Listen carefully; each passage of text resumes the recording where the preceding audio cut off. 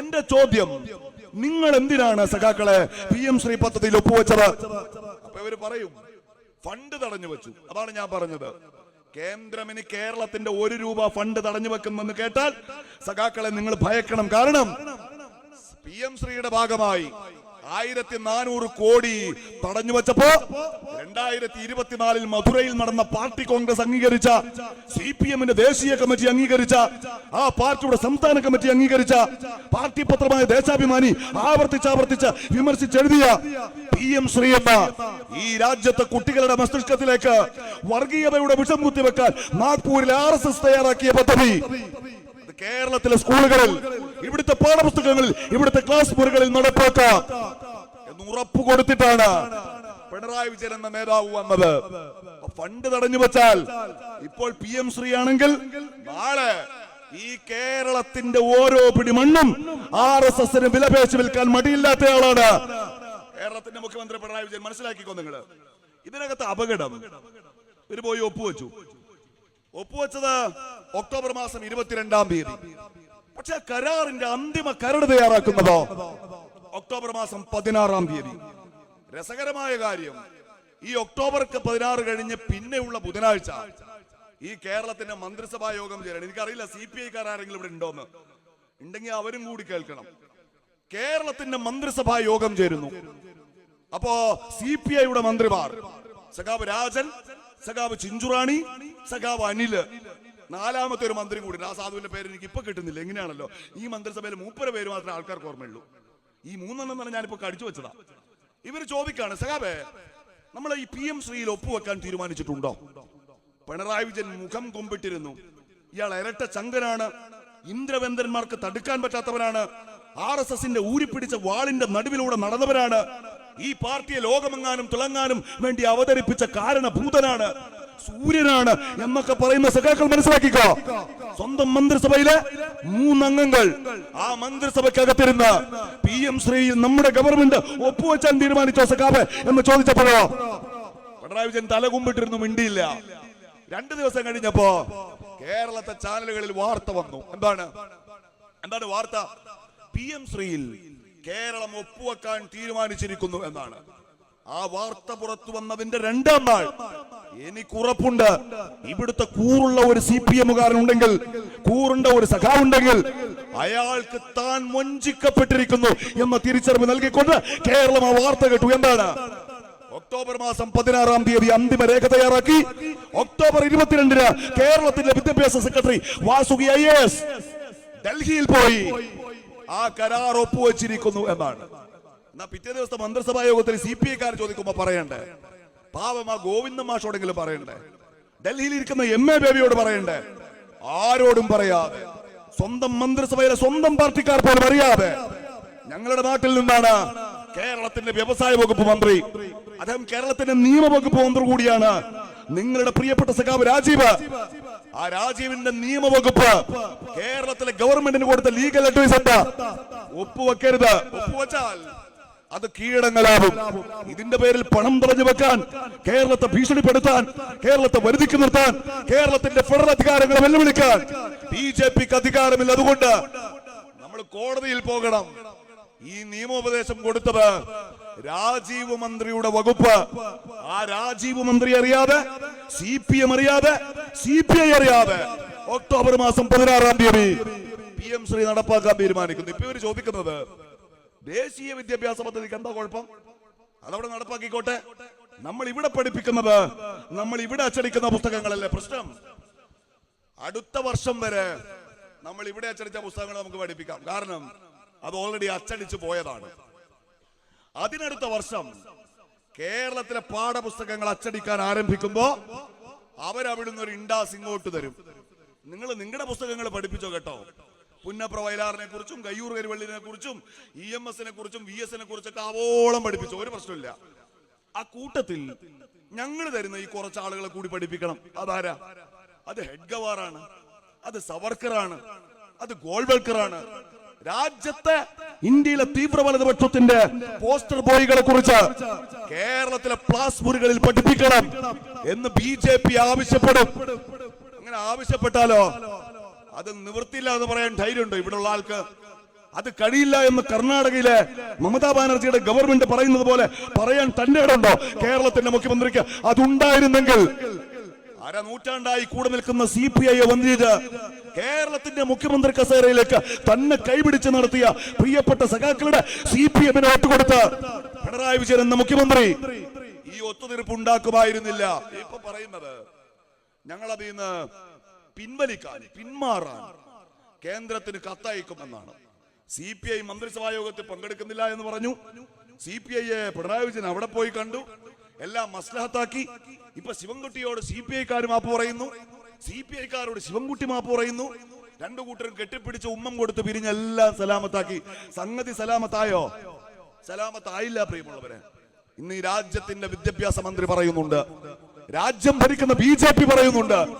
അതല്ലെങ്കിൽ വാസുകി IAS ഒപ്പുവെച്ച കേരളം രണ്ടാം കക്ഷിയായിട്ടുള്ള ആ കരാറിന്റെ അവസാന ഭാഗത്ത് പറയുന്നുണ്ട്, department of school education and literacy, government of India reserves the right to reclaim, withdraw and terminate this agreement according to the prior notice of 30 days എന്നാണ്.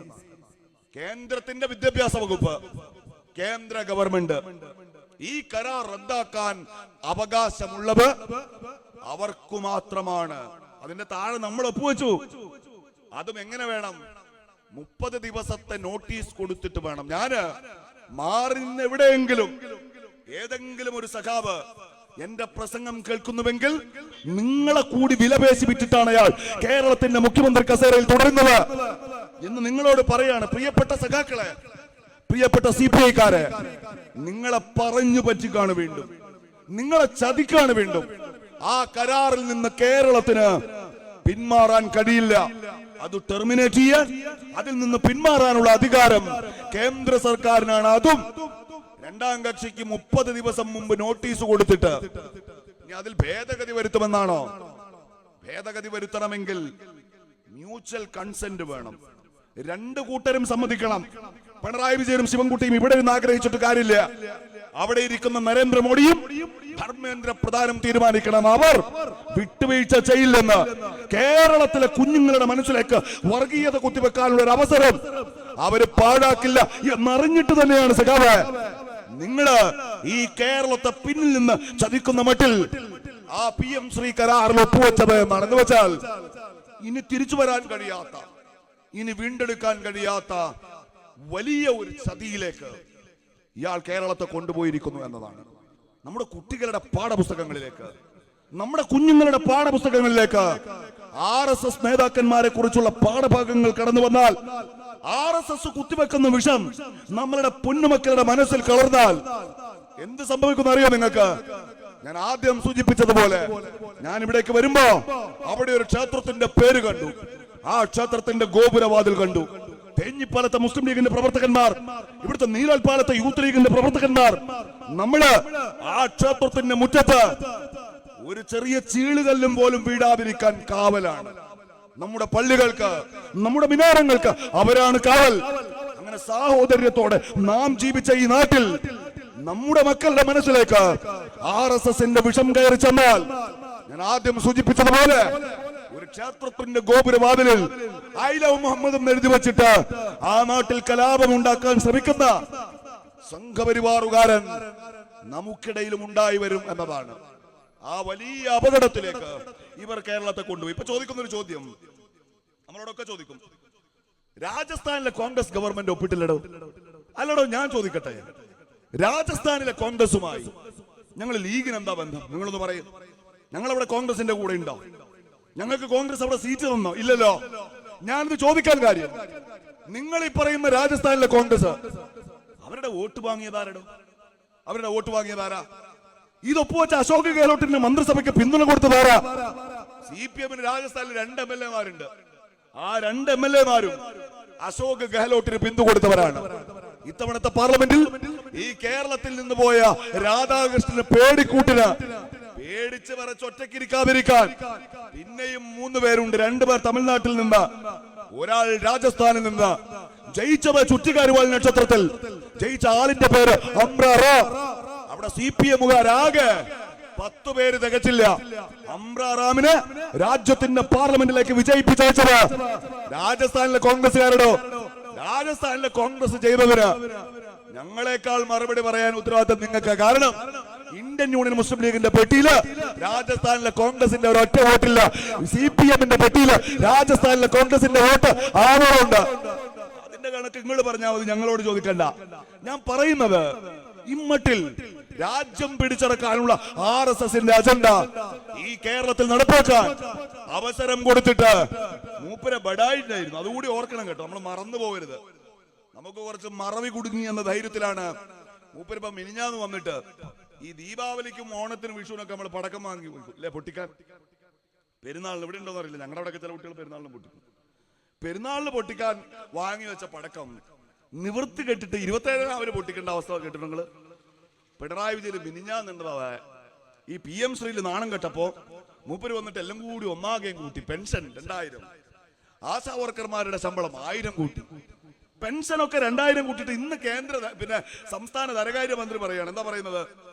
ഇന്ന് പറയുന്ന കാര്യം കുടിശ്ശികയുള്ള 1 മാസത്തെയും പുതിയത് 2000 കൂടി ചേർത്ത് 3600 നവംബർ പാതി ആവുമ്പോഴത്തേക്ക് നിങ്ങളെ കയ്യിലെത്തും. എന്ന് വെച്ചാൽ സ്ഥാനാർത്ഥിയൊക്കെ ആയി, തെരഞ്ഞെടുപ്പിലെ നീരോൽപാലത്തെ LDF-ന്റെ സ്ഥാനാർത്ഥിയായി, UDF-ന്റെ സ്ഥാനാർത്ഥി ഇന്നായി 3600 ആയിട്ട് ഞങ്ങൾ വരാം. എന്നാലോ 3500 കയ്യോടെ രൊക്കം കൈപ്പറ്റിക്കോളി, എന്നിട്ട് ഞങ്ങൾക്ക് വോട്ട് തന്നോളി എന്നാണ് ഈ പറയുന്നത്. ഈ പെൻഷന്റെ കാര്യം നമ്മളൊന്നും ഓർക്കണം കേട്ടോ. ശരിയാണ്, ഇവര് 1600 രൂപ വീതം കഴിഞ്ഞ 10 വർഷമായി പെൻഷൻ തരുന്നുണ്ട്. അവർ പറയുന്ന ഒരു കാര്യം, ഉമ്മൻചാണ്ടി നൽകിയിരുന്ന പെൻഷൻ 600 രൂപയാണ്. നമ്മൾ ഈ കേട്ടവാദി എല്ലാം വിശ്വസിച്ചു പോകരുത്. ഉമ്മൻചാണ്ടി നൽകിയിരുന്ന പെൻഷൻ 600 രൂപ മുതൽ 1500 വരെ ഉണ്ടായിരുന്നു. എന്ന് വെച്ചാൽ നമ്മുടെ നാട്ടിലൊരു ഖദീസുമ്മക്ക് 80 വയസ്സ് കഴിഞ്ഞു. ഖദീസുമ്മാന്റെ ഭർത്താവ് മരിച്ചുപോയി. എന്നാൽ ഖദീസുമ്മക്ക് ആ ഗവൺമെന്റിന്റെ കാലത്ത് അവസാന കാലമാകുമ്പോ ഉമ്മൻചാണ്ടി ഗവൺമെന്റിന് തുടർച്ച ഉണ്ടായിരുന്നെങ്കിൽ പെൻഷൻ എത്ര കിട്ടുന്ന അറിയാം നിങ്ങൾക്ക്? 80 വയസ്സ് കഴിഞ്ഞതിന് MK മുനീർ പ്രഖ്യാപിച്ച 1500. ഖദീസുമ്മാന്റെ ഭർത്താവ് മരണപ്പെട്ട് അവര് വിധവയായി പോയതിന് 800. അപ്പൊ ചേർത്ത് എത്ര വാങ്ങാം? 2300 വാങ്ങാം. ഇവരാദ്യം എന്താ ചെയ്തത്? ഒരാൾക്ക് 2 പെൻഷൻ അർഹത ഇല്ല എന്ന് തീരുമാനിച്ചു. എന്ന് വെച്ചാൽ ഖദീസുമ്മാന്റെ വിധവ പെൻഷൻ കട്ട്. അപ്പൊ എത്ര പോയി? ഖദീസുമ്മാക്ക് എത്ര പോയി? 800 അപ്പോഴേ പോയി അല്ലേ? എന്നിട്ടോ നമ്മൾ പരിശോധിക്കേണ്ടുന്ന ഒരു കാര്യം, ഇവര് പെൻഷന്റെ കാര്യം ഇങ്ങനെ ഒരു ഭാഗത്ത് പറയുമ്പോ നീലോൽപാലത്തെ ഈ അങ്ങാടിയിൽ ഇവിടെ തുറന്നു വച്ചിട്ടുള്ള ഒരു പലചരക്ക് കട, നേരെ കാണുന്ന ആ കടയായിക്കോട്ടെ, അവിടെ പോയിട്ട് നിങ്ങൾ അരിയുടെ വില ഒന്ന് നോക്ക്. ഇപ്പൊ കേരളത്തിൽ 1 കിലോ അരിയുടെ വില എത്രയാണ്? നിങ്ങളൊന്ന് പറ, എത്രയാണ്? 60 റുപ്യ അല്ലേ? നല്ല കുത്തരി 50-ൽ കുറച്ച് കിട്ടാനില്ല. ഉമ്മൻചാണ്ടി ഗവൺമെന്റിന്റെ കാലത്തോ നിങ്ങളൊന്ന് പറ, എത്രയായിരുന്നു? 20, 25. എത്ര കൂടി? ഇരട്ടി കൂടി അല്ലേ? ഇത് വെളിച്ചെണ്ണയ്ക്ക് കൂടിയോ? നിങ്ങൾ പറയും, വെളിച്ചെണ്ണയ്ക്ക് എത്രയാ അന്ന് വില? 80. ഇപ്പോഴോ 500 കടന്ന സന്ദർഭം ഉണ്ടായോ? ഇല്ലേ? 500 കടന്നു. എന്ന് വെച്ചാൽ വില 100% വർദ്ധിച്ചു. വില മാത്രല്ല, ജീവിത ചെലവ് മുഴുവൻ വർദ്ധിച്ചു. അപ്പൊ അവരുടെ മറുപടി ഉണ്ട്, ഇത് മോഡിനെ കൊണ്ടാണ്. എന്താ കാര്യം? മോഡി പെട്രോളിന്റെ വില കൂട്ടി, ശരിയാണ്. മോഡി ഡീസലിന്റെ വില കൂട്ടി, ശരിയാണ്. പെട്രോളിന്റെ ഡീസലിന്റെ വില കൂട്ടിയാൽ നമ്മുടെ നേരെ കാണുന്ന ആ കടയിൽ ആ തൂക്കിയിട്ടിരിക്കുന്നത് ഞാലിപ്പൂവനാണോ പാളയംകൂടനാണോ എന്ന് എനിക്കറിയില്ല, ആ ചെറുപടത്തിന് വരെ വില കൂടും. എന്താ? മൂപ്പരത് രാവിലെ മാർക്കറ്റിൽ പോയിട്ടാ വാങ്ങാം. സാധു ബൈക്കുണ്ടാവുമ്പോ ഉണ്ടാവുക, തിരിച്ചത് ഇവിടെ കൊണ്ട് കെട്ടി തൂക്കണം. അപ്പൊ ബൈക്കിന് 100 റുപ്യന്റെ പെട്രോൾ ആവും. അതിന് 1 റുപ്യ കൂടിയാൽ നിങ്ങൾക്ക് ഒരു സംശയം വേണ്ട, ആ 1 റുപ്യ ആ ഞാലിപ്പൂവിനുമ കൂടൂലേ? നമ്മൾ സമ്മതിക്കാണ് സഖാക്കളെ, പെട്രോളിന്റെയും ഡീസലിന്റെയും വില കൂടിയാൽ കേരളത്തിൽ വിലവർധനമുണ്ടാകും. ഞാൻ സമയം എടുക്കുന്നില്ല, ഞാൻ പറഞ്ഞ അവസാനിക്കാണ്. ഉമ്മൻചാണ്ടി ഗവൺമെന്റ് ഉണ്ടായിരുന്നപ്പോ കേരളത്തിലെ പെട്രോളിന്റെ വില എത്രയായിരുന്നു? ഡീസലിന്റെ വില എത്രയായിരുന്നു? ഡീസലിന് 60, പെട്രോളിന് 70. ഒരു ആവറേജ് വിലയാണ് കേട്ടോ. ഇപ്പൊ പെട്രോളിന് 105 ഉണ്ട്, ഡീസലിന് ഏതാണ്ട് 100-ന് അടുത്തുണ്ട് ഇല്ലേ? വിലയില്ലേ? കൂടിയോ? കൂടി. ആര് കൂട്ടി? മോഡി കൂട്ടി. ഞങ്ങളുടെ ഒരു ചോദ്യം ഉണ്ട്, എന്താണ്? മോഡി ഒറ്റക്കാണോ കൂട്ടിയത്? ഞാനിപ്പോ ഇവിടുന്ന് ഹൈവേ നിങ്ങൾ വരുമ്പോ അവിടെ ഒരു പമ്പ് കണ്ടു. ആ പമ്പില് 1 ലിറ്റർ പെട്രോൾ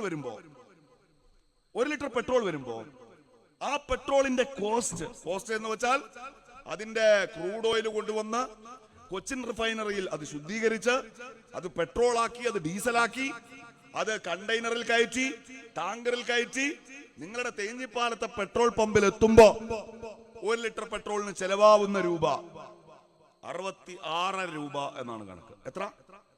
66. നീ സാധു പമ്പുകാരനെ ഇപ്പൊ എന്തെങ്കിലും കിട്ടണ്ട, അയാളിപ്പോ ഒരു പരിപാടിയായിട്ടിരിക്കല്ലോ. തേഞ്ഞിപ്പാലത്ത് സാധുവിന് വാടക കൊടുക്കണം, കെട്ടിടം പടുതു, അതിന് ജീവിക്കണം, ആ പെട്രോൾ അടിക്കാൻ നിൽക്കുന്നവർക്ക് ശമ്പളം കൊടുക്കണം. ഇടയ്ക്ക് ലീഗാരും CPM-മാരൊക്കെ വരുമ്പോൾ 10,000 2,000 സാധു പിരിവ് കൊടുക്കണം. അതിനെന്തായാലും ഒരു ലാഭം വേണം. എന്നാ ലാഭം കൂട്ടാം. എത്രയാ 1 ലിറ്റർ പെട്രോളിന് അവർക്ക് കിട്ടുന്നത്? എനിക്ക് അറിയാവുന്ന കണക്കനുസരിച്ച് 4.5 രൂപയുടെയും 5.5 രൂപയുടെ ഇടയ്ക്കാണ്. അപ്പൊ 66യും 5.5യും എത്രയായി? ഏതാണ്ട് 71-നടുത്തായി. പിന്നെയും കിട്ടണം 34ന്റെ കണക്ക് അല്ലേ? അതിൽ 19 രൂപ നരേന്ദ്രമോദിയുടെ നികുതിയാണ്. ആ നികുതി മൻമോഹൻ സിംഗ് ഉണ്ടായിരുന്നപ്പോ വാങ്ങിയിരുന്നത് 9 രൂപയാണ്. ഇയാൾ അതിൽ വർദ്ധിപ്പിച്ചത് 10 രൂപയാണ്. അപ്പൊ 19ന്റെ കണക്കും കിട്ടി. 83ഉം പിന്നെന്താണ് 19, 81ന്റെ കണക്ക് കിട്ടി ഇപ്പോ അല്ലേ? 91 81ന്റെ കണക്ക് കിട്ടി. ഇനി 26 പൈസയുടെ കണക്കും കൂടി കിട്ടണം. ആ 1 ലിറ്റർ പെട്രോള് നിങ്ങൾ തേഞ്ഞിപ്പാലത്തിൽ നിന്ന് അടിക്കുമ്പോ 26 രൂപ നികുതി കിട്ടുന്നത് ആർക്കാണ്? നിങ്ങൾക്ക് ഒരു സംശയം വേണ്ട, പിണറായി വിജയനാണ്. ആ നികുതി ഈ രാജ്യത്തെ ഏറ്റവും അധികം കൊടുക്കുന്ന ജനങ്ങൾ, പ്രിയപ്പെട്ടവരെ, ആ ഗതികെട്ടവർ നരേന്ദ്രമോദിയുടെ ഇന്ത്യയിൽ വിലക്കയറ്റത്തിന്റെ വർത്തമാനകാലത്ത് 1 ലിറ്റർ പെട്രോൾ അടിക്കുമ്പോ ഏറ്റവും അധികം നികുതി കൊടുക്കുന്ന ഗതികെട്ടവർ അത് മലയാളക്കരയിലെ 3.5 കോടി മനുഷ്യരാണ്. അതിന് 3 രൂപ ഇവര് കഴിഞ്ഞതിന് മുന്നത്തെ ബജറ്റിൽ കൂട്ടിയതാണ്. 1 ലിറ്റർ പെട്രോളില് 3 രൂപ സെസ്. അതിൽ നിന്ന് 25 പൈസ മോഡിക്ക് കൊടുക്കണ്ട, അതിൽ നിന്ന് 25 പൈസ കേന്ദ്രത്തിലേക്ക് കെട്ടണ്ട. ഈ 26ന്റെ 26ഉം അത് വാങ്ങുന്നത് ഇവരാണ്. എന്തിനാ വാങ്ങിയത്? അത് വാങ്ങിയത് പെൻഷൻ മുടങ്ങാതെ കൊടുക്കാൻ. ഇപ്പൊ തിരിഞ്ഞു നിങ്ങൾക്ക് പണി. നിങ്ങളെ കയ്യിൽ 1-ാം തീയതി 2000 തരും. എന്നിട്ടോ നിങ്ങൾ വാങ്ങുന്ന അരിക്ക് ഇരട്ടി വില, നിങ്ങൾ വാങ്ങുന്ന വെളിച്ചെണ്ണയ്ക്ക് ഇരട്ടി വില, നിങ്ങൾ വാങ്ങുന്ന പെട്രോളിന് ഇരട്ടി വില. മാസം 25,000 ഉണ്ടായാലും പട്ടിണിയില്ലാതെ ജീവിക്കാൻ കഴിയുന്ന ഗതികേടിലേക്ക് നിങ്ങളെ കൊണ്ടുപോയി എത്തിച്ചിട്ടാണ് 1 പതിറ്റാണ്ട് കാലത്തെ ഭരണം പൂർത്തിയാക്കി നവംബർ മാസം പാതിയോടെ 3500ന്റെ നക്കാപ്പിച്ചയുമായി ഈ സഖാക്കൾ പടികടന്നെത്തുന്നത് എന്ന ബോധ്യത്തോടെ. ആ പൈസ വാങ്ങി വെക്കണം, അത് ഇയാളുടെ ഔദാര്യമൊന്നുമല്ല, നമുക്ക് അവകാശപ്പെട്ടതാ. എന്നിട്ടോ ഇയാളുടെ മുഖമടച്ചൊരു അടി കൊടുക്കുന്ന മട്ടിൽ കേരളത്തെ പിടിച്ചു നിർത്താൻ കഴിയാത്ത വിലക്കയറ്റത്തിലേക്ക് നരേന്ദ്രമോദിയുടെ ഭരണത്തിന്റെ കെടുതികളുടെ ദാക്ഷിണ്യത്തിന് മലയാളക്കരയെ എറിഞ്ഞുകൊടുത്തതിന്റെ പേരിൽ പിണറായി വിജയൻ എന്ന നേതാവിന്, പിണറായി വിജയൻ എന്ന മുഖ്യമന്ത്രിയെ വിചാരണ ചെയ്യാനുള്ള ഒരു അവസരമായി നമ്മള് ഈ തെരഞ്ഞെടുപ്പിനെ കാണണം എന്നതാണ്. മൂപ്പര് ഗൾഫിലൊക്കെ പോയി. ഞാൻ ഈ കൂരിയാടിന് അടുത്തായിട്ട് അതും കൂടി പറഞ്ഞു നിർത്തിയേക്കാം. ഇന്നലെ മൂപ്പര് ഒരു പ്രസംഗം കേട്ടത്, മൂപ്പര് ഖത്തറിൽ പോയിട്ട് അവിടുത്തെ മലയാളികളോട് പ്രസംഗിക്കാണ്. എന്താണെന്നറിയോ? ന്യൂയോർക്കിലെ ഒരു പെൺകുട്ടി, ആ പെൺകുട്ടി കേരളത്തിൽ വന്നപ്പോഴോ ആ പെൺകുട്ടി ദേശീയപാതയിലൂടെ യാത്ര ചെയ്തു. യാത്ര പണ്ടില്ല, ഈ കുതിരാനിൽ പോയാണ് ആരെങ്കിലും കൂടെ, ടണല് യാത്ര ചെയ്ത ആരെങ്കിലും ഉണ്ട് ഇവിടെ? പാലക്കാട് പോകുമ്പോൾ നിങ്ങൾക്ക് ഉണ്ടാവില്ല, ഞങ്ങൾക്ക് ആ ടണൽ വഴിയാ പോവാ. കുതിരാൻ കണ്ടപ്പോ ആ പെൺകുട്ടി ചോദിച്ചു, ന്യൂയോർക്കിനെ വെല്ലുന്ന റോഡുകളാണല്ലോ ഇവിടെ. എനിക്ക് മൂപ്പരെ നേരിട്ട് പരിചയമില്ല, ഫോൺ നമ്പറും ഇല്ല. ഇല്ലെങ്കിൽ ഞാൻ പറഞ്ഞു, പൊന്നാര മുഖ്യമന്ത്രി, ആ മോളെ സംശയം മാറാൻ നിങ്ങൾ കുതിരാൻ കണ്ടു കഴിയുമ്പോ ഒന്ന് കൂരിയാട്ട് കൂടി കഴിയാൻ മതില്ല. അതുപോലത്തെ ഒരു ഹൈവേ ന്യൂയോർക്കിൽ പോലും കാണും. നെടുക്ക പിളർന്നൊരു ഹൈവേ, കുത്തി ഒലിച്ചു പോയൊരു ഹൈവേ, കിലോമീറ്റർ കണക്കിന് തകർന്നു കിടക്കുന്ന ഒരു ഹൈവേ. പ്രിയപ്പെട്ടവരെ, ഇയാൾ ഈ പച്ചക്കള്ളം ഖത്തറിൽ പോയി പറയുമ്പോ അതിന്റെ റീൽസ് ഒരു ഉളുപ്പില്ലാതെ തേഞ്ഞിപ്പാലത്ത് നീവൽപ്പാലത്തെ സഖാവ് നിങ്ങളുടെ മുമ്പിൽ ഓടിക്കുമ്പോ നിങ്ങൾ അവസാനം കിട്ടിയ കിറ്റ്, അവസാനം കിട്ടിയ പെൻഷൻ അത് മാത്രം ഓർത്ത് വെക്കരുത്. നിങ്ങളുടെ ഈ നാട്ടിൽ, ഈ ചലാരിയിൽ, ഈ കൂരിയാട്ട് ആ ഹൈവേ നെടുക പിളർന്നില്ല. പ്രിയപ്പെട്ടവരെ, ഒരു മഴ പെയ്തപ്പോ ഈ കേരളത്തിലെ ഈ മഴക്കാലത്ത് ആദ്യത്തെ മഴയ്ക്ക് ആ ദേശീയപാത വിണ്ടുപൊട്ടി അത് നെടുക പിളർന്നു. മഹാഭാഗ്യം കൊണ്ട് കേരളം ഒരു വലിയ ദുരന്തത്തിൽ നിന്ന് രക്ഷപ്പെട്ടു. ഞാൻ എല്ലാ ദിവസവും യാത്ര ചെയ്യുന്ന ആളാണ്. ഇന്നലെ രാത്രിയാണ് ഞാൻ കോഴിക്കോട് നിന്ന് നാട്ടിലേക്ക് മടങ്ങിയത്, മഞ്ചേരിയിൽ നിന്ന്. ഇന്നലെ രാത്രി ഒരു 11 മണിയായി. ഇന്ന് 4:30 ഇറങ്ങി. 5 മണിക്കൂർ ഞാൻ എന്റെ വീട്ടിലുണ്ടായിട്ടുള്ളൂ. സുബൈക്ക് 4:30 ഇറങ്ങിയത്. ഇന്ന് ഇങ്ങോട്ട് വേറെ ചില കാര്യങ്ങളൊക്കെ ഇപ്പൊ ഇവിടെ വന്ന് ഇനി വാഴക്കാട്ട് പോകണം. ഞാൻ ഇടയ്ക്ക് ഇങ്ങനെ ഉറക്കത്തിൽ കിടന്നിട്ട് ഇങ്ങനെ വണ്ടിയിലിരുന്ന് തുറന്നു നോക്കുമ്പോ ഈ ബണ്ട് ഇങ്ങനെ പൊക്കി വെച്ചിട്ടുണ്ട്. നിങ്ങൾ കണ്ടിടത് സർവീസ് റോഡിൽ കൂടെ പോകുമ്പോൾ കാണാം. 100-100 അടി പൊക്കത്തിന് ഇങ്ങനെ പൊക്കി വെച്ചിരിക്കുക. എന്നിട്ടോ ഇന്റർലോക്ക് പോലത്തെ ഒരു സാധനം വെച്ച് ഇങ്ങനെ ഘടിപ്പിച്ചു വെച്ചിരിക്കുക അല്ലേ. കാണുമ്പോൾ ഞാൻ അള്ളാനെ വിളിച്ചു പറഞ്ഞു. കാരണം അതിങ്ങോട്ട് തള്ളിയാൽ എന്റെ ഫോണിലേക്ക് ബഷീർക്ക് വിളിച്ചുകൊണ്ടിരിക്കാന്നല്ലാണ്ട് അള്ളാന്റെ ദുനിയാവിൽ ഞാൻ എവിടെ ഉണ്ടെന്ന് അറിയാൻ 3 മാസങ്ങൾ പിടിക്കും. ആ ചെക്കൻ്റെ അനുഭവം ഓർമ്മയില്ല നമുക്ക്. അർജുന്റെ 3 മാസം ഉണ്ടാവും. ഷിബു മീരാൻ ഹയാത്തിലുണ്ടോ മൗത്തായോ? ഇത് കിട്ടാണ്ട് ഇപ്പൊ മൗത്തായെന്ന് തീർച്ചപ്പെടുത്താൻ നിവൃത്തിയില്ലല്ലോ. നമുക്ക് ഏത് ബോഡി കിട്ടണം എന്ന് വെച്ചാൽ ഞാൻ മരിച്ചോ ജീവിച്ചോ എന്ന് തീരുമാനിക്കാൻ തന്നെ 3 മാസം എടുക്കും. ഇതെന്റെ അനുഭവമല്ല, അത് കെട്ടിവെച്ചതാണ്. 100 അടി ഉയരത്തിൽ മണ്ണിട്ട് ഇങ്ങനെ കെട്ടിപ്പോക്കുക വയലിന്റെ ഒത്ത നടുക്കിലൂടെ. ഈ നാട്ടിൽ ഇപ്രായമുള്ള കാർന്നോമാര് പറഞ്ഞു, ഈ ഗവൺമെന്റിനോടുള്ള എഞ്ചിനീയർമാരും പൊന്നാര സാറേ നിങ്ങൾ അത്രയും പഠിപ്പും വിവരം എഞ്ചിനീയറിംഗ് ഒന്നും നമുക്കറിയില്ല. ഇപ്പൊ ബഷീർഖാന്റെ കൂട്ടിനെ കണ്ടോ സിവിലാണ്. ഈ സിവിൽ ഒന്നും നമ്മൾ പഠിക്കണ്ടല്ലോ. പാടത്തിന്റെ ഒത്ത നടുക്ക് 2 സിമന്റ് കട്ട ഇങ്ങനെ പൊട്ടി വെച്ചിട്ട് അതിന്റെ ഉള്ളിലേക്ക് മണ്ണിട്ടാൽ മഴ പെയ്യുമ്പോൾ ആ മണ്ണിരിക്കും, ഇതിന്റെ അടി തള്ളിപ്പോവും, അത് വിണ്ടുപോകുന്ന അറിയാൻ നമ്മുടെ നാട്ടിലെ സാധാരണക്കാരുടെ കോമൺ സെൻസ് പോലെ അത് ചെയ്തില്ല. ആ റോഡ് പൊളിഞ്ഞല്ലോ. ഞാൻ നിങ്ങളോട് ചോദിക്കട്ടെ, ഈ റോഡ് പണിത മന്ത്രി ആരാ? ആ മന്ത്രിയെ ഉപരോധിച്ചോ? ആ കോൺട്രാക്ടർക്കെതിരെ കേസുണ്ടോ? ഈ തേഞ്ഞിപ്പാലത്തെ ഡിവൈഎഫ്ഐക്കാരൻ അവിടെ പോയോ? ആ റോഡ് പണിത മന്ത്രിക്കെതിരെ ഒരു വാക്ക് പറഞ്ഞോ? എന്താ പറഞ്ഞില്ല? പാലാരിവട്ടത്തെ ഒരു പാലത്തിൽ ഒരു വിള്ളൽ പോലും വന്നിട്ടില്ല. ആ പാലത്തിന് ബലക്ഷയമുണ്ട് എന്ന് ആരോ പറഞ്ഞപ്പോ എറണാകുളത്തിരിക്കുന്ന നമ്മുടെ ഇബ്രാഹിം കുഞ്ഞ് സാഹിബിന് നേരെ തേഞ്ഞിപ്പാലത്തെ ഡിവൈഎഫ്ഐക്കാരൻ പ്രകടനം നടത്തി. എന്തിനാ? പാലാരിവട്ടം പാലത്തിന്റെ മൊത്തം ഉത്തരവാദിത്തം ഇബ്രാഹിം കുഞ്ഞിന്. എന്നാൽ ഈ ഹൈവേയോ? അത് തകർന്നാലോ, അത് പിളർന്നാലോ, അത് പൊട്ടിയൊലിച്ചാലോ? ആ ഹൈവേ അപകടകരമായ നിലയിലാണ് പണിതത് എന്ന് വരുമ്പോ അത് പണിത കേന്ദ്രത്തിലെ മന്ത്രി നിതിൻ ഗഡ്കരിക്കെതിരെ ഒരു വാക്കുമിണ്ടാൻ ധൈര്യമില്ല ഡിവൈഎഫ്ഐക്കാരെന്ന് മാത്രമല്ല, ഡിവൈഎഫ്ഐയുടെ മുൻ അഖിലേന്ത്യാ പ്രസിഡന്റ്, കേരളത്തിന്റെ ഇപ്പോഴത്തെ പൊതുമരാമത്ത് വകുപ്പ് മന്ത്രി ആ റോഡ് തകർന്നതിന്റെ പിറ്റേ ആഴ്ച അമ്മോശനെയും കൂട്ടി പോയിട്ട് ബൊക്കെ കൊടുക്കാണ്. ആർക്ക്? ഹൈവേ പണിത മന്ത്രിക്ക്, നിതിൻ ഗഡ്കരിക്ക്. എന്താ കാര്യം അറിയോ? നിങ്ങളെ ഹൈവേ ഇവിടെ പണിത് പോകുന്നില്ല, ഇവിടുന്ന് അങ്ങോട്ട് കാസർഗോഡ് വരെ ഉണ്ടത്. ആ ഹൈവേയുടെ പണിയിൽ വലിയൊരു ഭാഗം കിട്ടിയത് മേഘ കൺസ്ട്രക്ഷൻസ് എന്ന് പറയുന്ന ഒരു കമ്പനിക്കാ. ഇവിടെ പണിതത് വേറെ കമ്പനിയാണ്, പക്ഷേ കാസർഗോഡ് ഭാഗത്തൊക്കെ പണിത് അവരാണ്. ഇവിടുത്തെ പണിത കമ്പനി അടക്കം ഈ മേഘ കൺസ്ട്രക്ഷൻസ് എന്ന് പറയുന്ന കമ്പനിയുടെ പേര് രാജ്യം കേൾക്കുന്നത് ഇലക്ട്രൽ ബോണ്ട് കാലത്താണ്.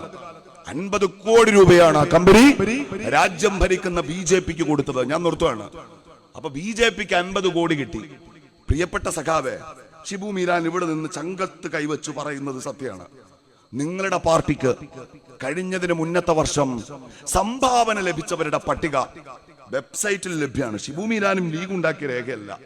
ഇന്ത്യയുടെ തെരഞ്ഞെടുപ്പ് കമ്മീഷന് മുൻപാകെ communist party of India Marxist എന്ന നിങ്ങളുടെ പാർട്ടിയുടെ കേരള ഘടകം അവർ കൊടുത്ത കണക്കുണ്ട്. ആ കണക്ക് തുടങ്ങുന്നത് മുത്തൂറ്റ് ഫിനാൻസ്, മലബാർ സിമന്റ്സ്, അങ്ങനെയാണ്. അതിൽ 9ാമത്തെ എൻട്രിയായി മേഘ കൺസ്ട്രക്ഷൻസ് എന്ന കമ്പനിയുടെ പേരുണ്ട്. ആ കമ്പനി നിങ്ങളുടെ പാർട്ടി ഫണ്ടിലേക്ക് 25 ലക്ഷം രൂപ നൽകിയിട്ടുണ്ട്. ഈ കേരളത്തിൽ ഇത് കാണുന്ന കേൾക്കുന്ന ഒരു സഖാവും ഇത് നിഷേധിക്കാൻ ഇറങ്ങി പുറപ്പെടരുത്. ഞാൻ പരിശോധിച്ചത് നിങ്ങളുടെ പാർട്ടി കൊടുത്ത കണക്കാണ്. ആ കണക്കനുസരിച്ച് നിങ്ങൾക്ക് കിട്ടിയ 25 ലക്ഷം നിങ്ങൾ വാബൂട്ടി. മൂപ്പർക്ക് ഡൽഹിയിൽ കിട്ടിയ 50 കോടി അവിടെ ഇരിക്കുന്ന മുതലാളിമാരും വാബൂട്ടി.